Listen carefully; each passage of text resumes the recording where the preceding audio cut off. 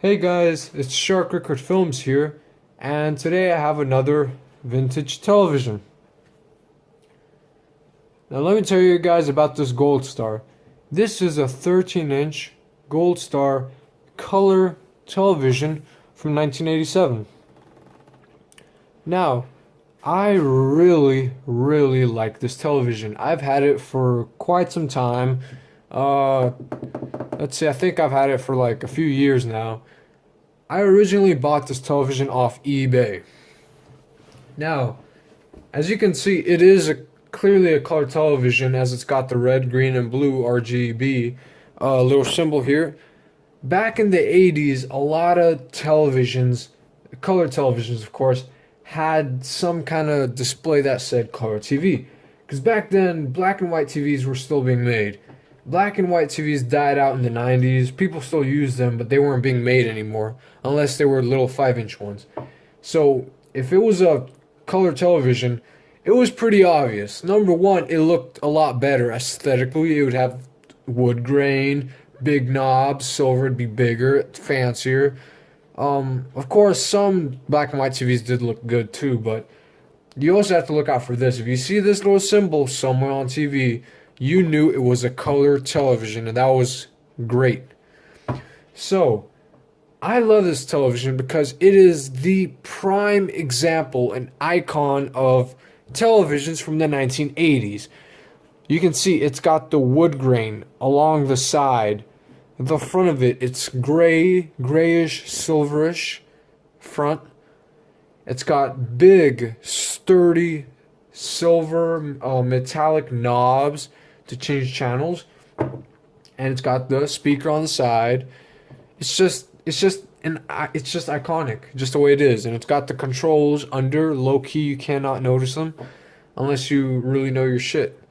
So it's pretty cool, and it's beautiful aesthetically. This is a beautiful television. It just looks good. The design is just, it's badass. It looks awesome. So I'm pretty excited to show you guys this television. So first off, let's go behind and see what we got back here. Now, as you might notice, I do have hold on a moment. Let me show you guys right here. Hold on. Now, you guys probably have noticed that I have some antennas here. Alright guys, I'm going to give you a small lesson on vintage television frequencies and antennas. Now, the first thing I want you to notice is how my TV has these antennas here. Now, this is what they would have in 1987. This is exactly what they had in 1987. Now, let me show you. See back here, we've got two antennas, okay? We've got, first of all, let's just say we got a round antenna, and then we got the rabbit ears, okay? The round antenna, as you can see, is a UHF 300 ohms. UHF stands for ultra high frequency. Okay? So that's one type of frequency that you'll get, you'll broadcast channels over back in 1987. And as you can see, this rabbit ear antenna is connected to a cable. Where does the cable go? Oh, it goes right there. And it's plugged into right here, which is VHF 75 ohms. Okay? So that's another antenna, all right? Now, this little setup right here, this is how it was in 1987. This will get you channels, okay?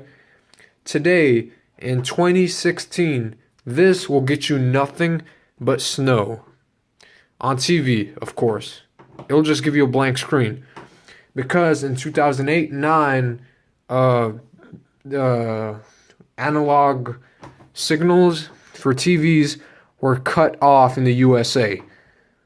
So now, if you want this setup to fly nowadays in 2016, you're going to need a digital converter. And that's what I use, okay? Now, remember VHF and UHF. Here is UHF and VHF. VHF, very high frequency. gives you 13 channels, okay? Then you got UHF, ultra high frequency, which will give you 14 to 82 channels in 1987 on this particular television. The VHF channels that you'll get will be from that rabbit ear antenna. Then the UHF channels is what you'll get from the circular antenna. Okay? So that's how antennas work. It doesn't work anymore, okay? Now let's take a look at the back of the television. Now I already demonstrated what is going on here with antennas, okay? So let's move that aside and let's look at the back here. Alright, so the sticker is going to be right here, so I'm going to have to adjust the camera a bit.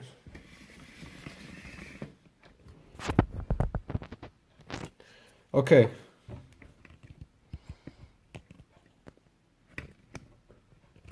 Alright, so we have a Goldstar model number CMX 4200. So we've got a CMX 4200 Goldstar. AC 120 volts, 60 hertz, 85 watts, and normal, okay? UL listed, home TV, yup. Not sure what the DHHS code is, but it says GG, so good game. Serial number KC71204977. All right. Goldstar Company, Ltd. 537. Yeah. Seoul, Korea. Manufactured December 1987. Made in Korea. All right. So that's pretty much the information pretty much everything you need to know about the television, or aesthetically, of course. On the inside is a whole different story. We don't know what's in there. We don't know what kind of tube it is. We don't know what kind of stuff it has, of course. But that's what we know right there. Goldstar 1987, 13-inch. Now, what you guys are pretty excited about is how does the television perform? Let's turn it on. And what I'll say is, okay, let's turn it on.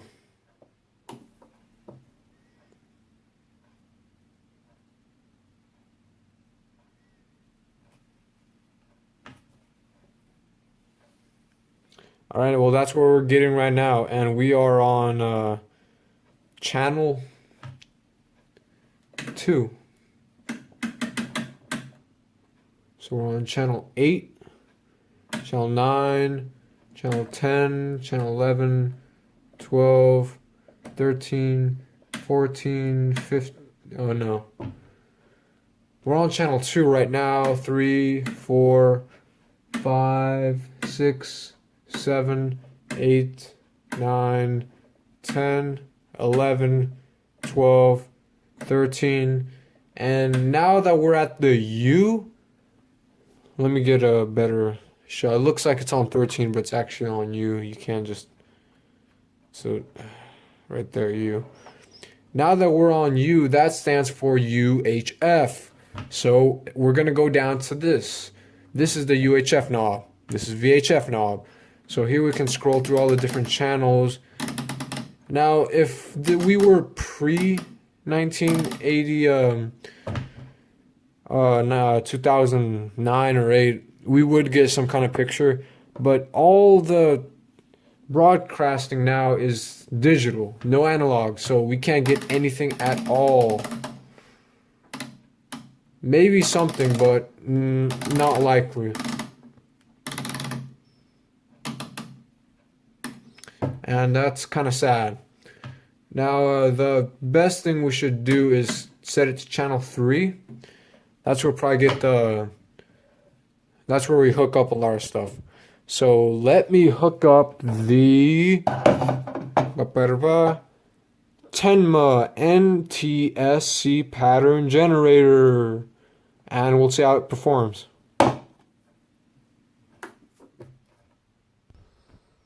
Now, because we're going to hook up something that's not an antenna, we're going to have to take off the VHF antenna and just plug in a normal coax cable. Now, I have the plug-in kind because I don't like to waste my time screwing stuff in, so I just use this. It's a lot easier and it's the same thing practically. As for the UHF, if we're not set to UHF, it doesn't matter. We're not going to use it. Alright, everything is hooked up. All we need to do now is turn on the generator and television. Alright, the 10-watt power pattern generator is now turned on. Let's turn on the television.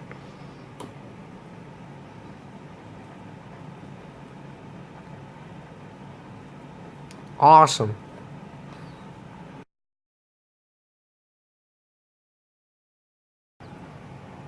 Now, of course, you won't see the accurate picture that I see because you're watching this on my smartphone camera through a LCD screen on your computer or phone or wherever. So, of course, you're not going to see what I see. It's going to look a lot different. But from whatever you can see, and I'm looking at my phone right now, it looks okay. It looks fantastic in real life. The picture is, the colors brighten. It looks good. Now let's change things up here. So you got red. Oh wait, hold on. Red, green, blue. I wonder why those three colors are there, huh? Why are those three colors there? Red, green, blue. RGB, red, green, blue. And what do we have here? No color at all. If we go here, we have all the colors that it can generate. What do we have here? Okay, so we got some lines, and looks pretty good. Looks fine to me. Let's go next. Okay. That's fine. It's not... I'm not sure if it's too accurate. It's not... It's a little bit, like, off, but, yeah, it's not too bad. Again, it's fine. It's not that bad. It's good. And then, again, nothing. So, let's go back to here. Wait. Yeah, here. We got dots. Looks okay. Just one dot in the middle. Okay. There's a little tail on the right side of each dot. Not sure what that indicates. Again, nothing. So let's go back to here, and then let's go here. Okay.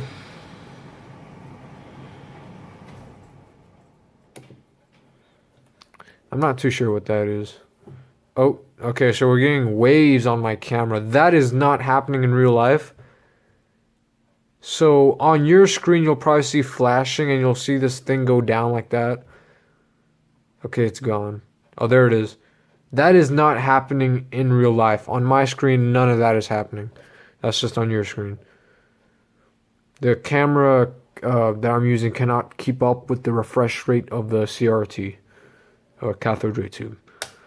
And here we have all kinds of colors. Wow, that's kind of messy. My favorite is this or this. It looks best to me. Wow, that's a sharp line. Looks good. Alright, doesn't look bad. Now, of course, we have to be, see how it's set to channel 3. Most things are set to channel 3. If you go ahead and try to go to 4, you won't get good, not good picture, worse. Now it's orange or something. Worse. For some reason, channel 8 is working, which is really weird. I'm not sure why. 9. So you'll get all kinds of funky patterns here. Then if you go to UHF, you'll find absolutely nothing because you can't connect the coaxial to the UHF on this specific television. But channel 3 is what it's set to.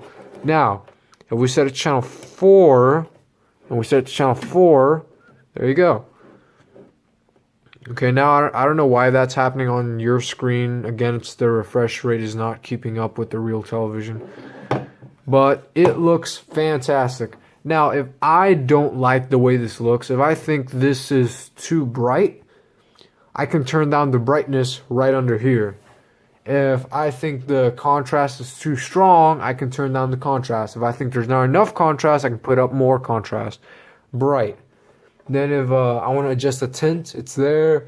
Color, too much color. I want it black and white. There we go. Do whatever I want. You have manipulation. You can control the television, make it look the way you want to. I love the way it is. I think it looks fantastic. I think it performs well. Here, let me turn on the volume. That's just the default noise that it makes whenever you show a pattern like that. Now let me show I can turn off the chroma, turn it back on, volume, noise.